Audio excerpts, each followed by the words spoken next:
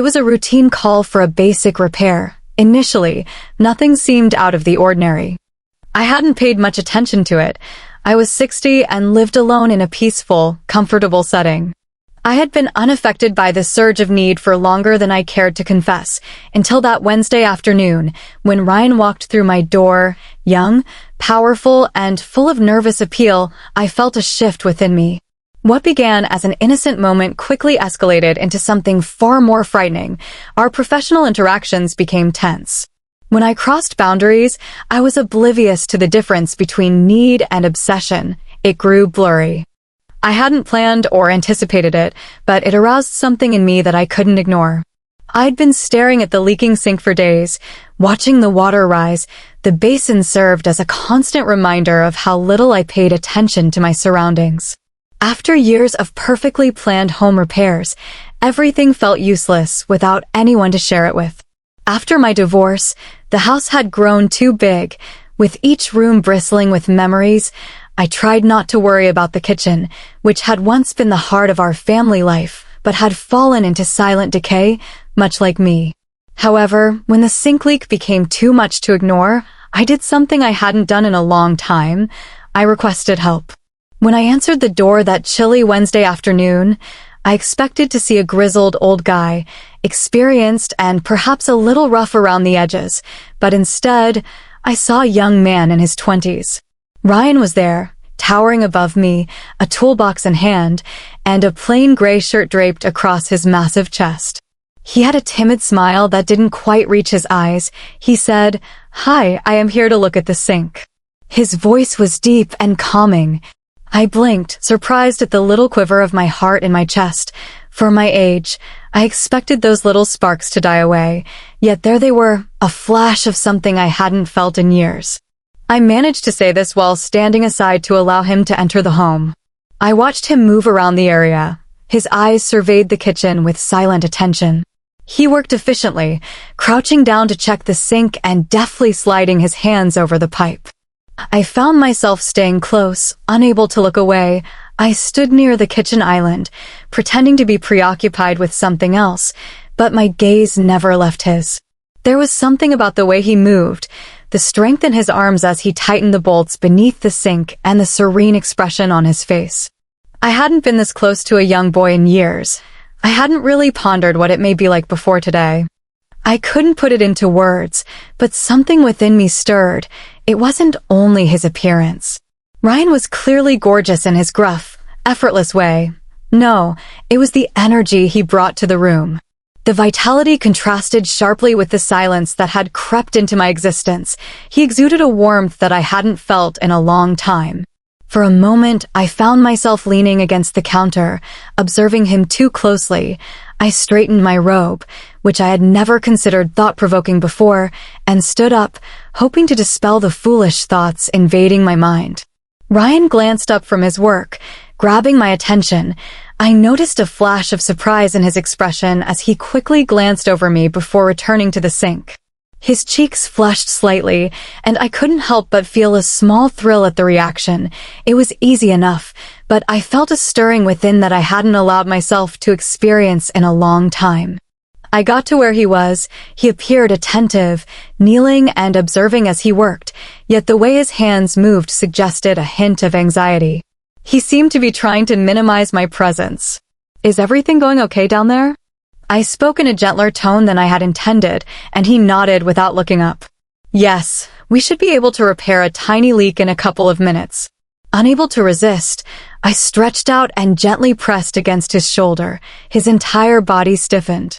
His body clenched beneath my fingertips, and I felt the rush of power that comes with knowing I had impacted him. It was a feeling I hadn't had in years, and I wasn't ready to let go just yet. "You're really powerful," I answered, my tone growing flirtatious. He looked up at me, shocked, his cheeks flushed even more. "Thank you," he mumbled. I smiled at him gently, with a knowing grin. I could feel the tension between us rising, thickening the air in my little kitchen. Though unspoken, the strain was palpable, and he moved uncomfortably. He was clearly striving to remain professional, but the way his hands trembled slightly as he tightened the final bolt told me all I needed to know. I took a step closer, leaning over the counter, watching his every move. He stood up, wiping his hands on a handkerchief. I could see him avoiding my gaze now, struggling to retain his composure. "Do you require any assistance?" I said, knowing full well that he did not. He shook his head hurriedly. I reached out again while he was packing up his equipment. This time, I let my fingers brush over his arm, feeling the warmth of his flesh under my touch. He paused for a second, and I could see the internal conflict in his eyes. I could tell he wanted to give in, but he also knew better. He was younger, and I, as a woman, should have known better. However, it didn't matter in that moment. As I placed my palm on his arm, I sensed the tension. I expected him to leap forward and close the space between us, but instead, he stepped back, breaking the spell. "Ma'am," he replied, his voice trembling, "I am only here to mend the sink." I smiled softly, amused by how frightened he appeared. "Are you certain there are no additional concerns requiring care?" I questioned, my tone sarcastic. His hands quivered as he gathered the rest of his stuff, and I could tell he was straining to keep control. I got closer to him, my lips barely inches away. "There was something more you could do for me," I whispered gently and suggestively. But he didn't respond. He just stared at me, frozen. I leaned in. I was about to kiss him, but he took a rapid step back, his hands raised in front of him as if to discourage me.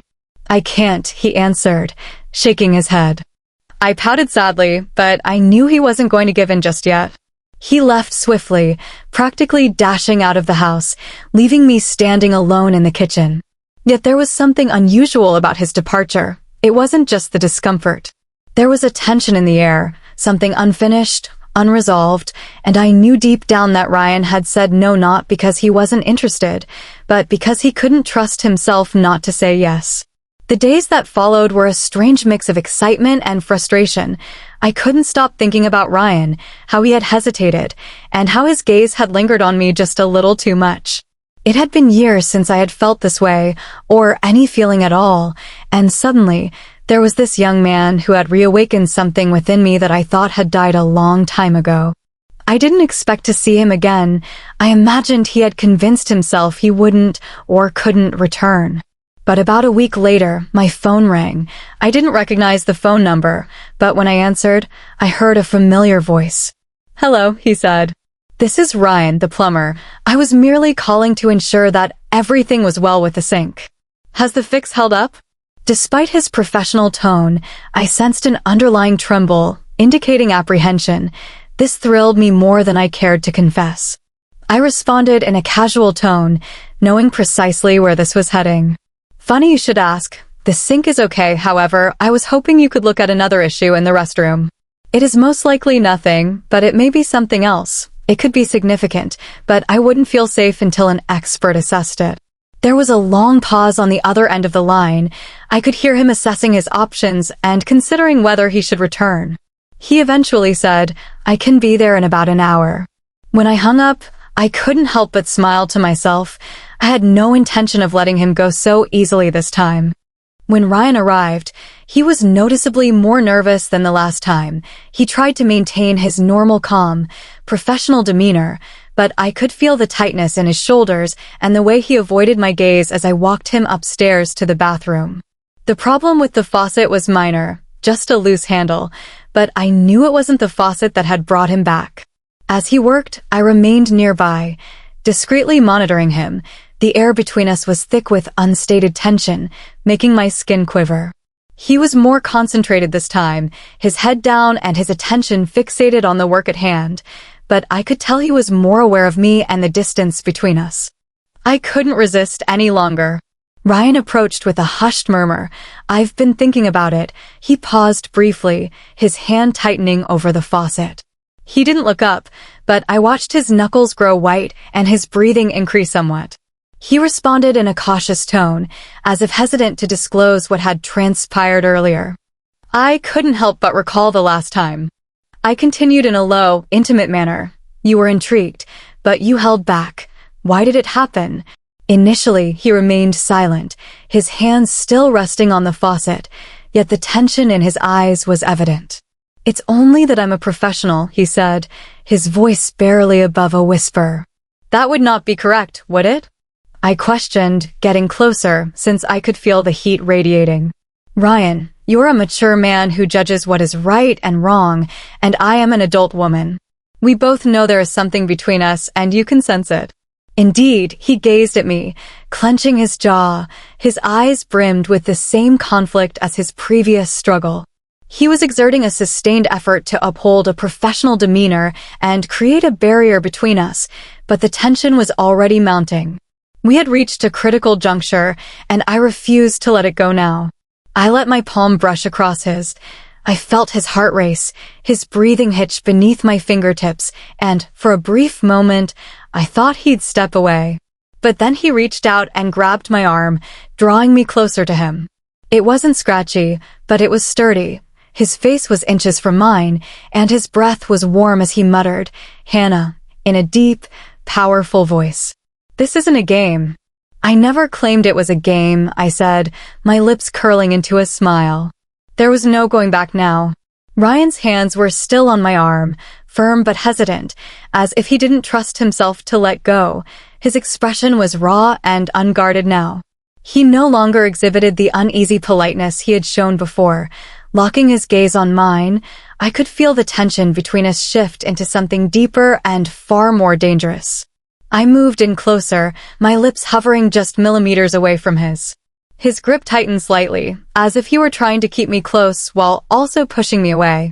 For a brief moment, I worried he'd break down and walk out the door, never to return, but his breathing increased, and I knew he was feeling the same way I did. "Sometimes you simply have to let go," I said, barely audible but full of promise. Ryan hesitated for one more beat, then drew me closer and planted a kiss on my lips, a kiss that carried the weight of everything we had been suppressing. His lips moved against mine with an urgency that sent a shiver down my spine. His hands gripped my waist as if he were afraid to let go.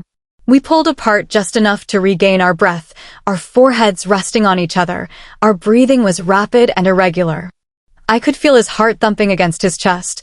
His pulse and the expression in his eyes told me everything I needed to know. This wasn't just a moment of weakness for him. It was something he'd been fighting for a long time, but didn't want to accept. "What comes next for us?" he inquired, his voice barely above a whisper as he looked to me for answers. I grinned and took a modest step back to give him some space, but I could feel the pull between us, the undeniable connection that had brought us this far. "I believe you know the answer, Ryan," I murmured gently, my voice filled with a calm certainty I hadn't felt in years. We'd already crossed the boundary, so why quit now? He didn't say anything. He just stood there, staring at me, the conflict still flickering in his eyes. But then, with one last look at the door, he reached for me again, his hands returned to my waist, tugging me closer. There was no confusion or hesitation this time. We understood exactly what we were doing, and the rest of the afternoon flew by. Ryan and I had barely left the bathroom before things escalated again. The tension between us seemed to have been released, but at the same time, it created a deeper connection. He placed his hands on my shoulders, sliding them down to my waist. The warmth of his touch spread through me, making me feel young again. Eventually, we made it to the bedroom. The connection between us grew stronger, irresistible. The air in the room was charged with energy, as if everything else around us faded away, leaving just the moment between Ryan and me. As we lay next to each other, tangled in soft sheets, I couldn't stop smiling.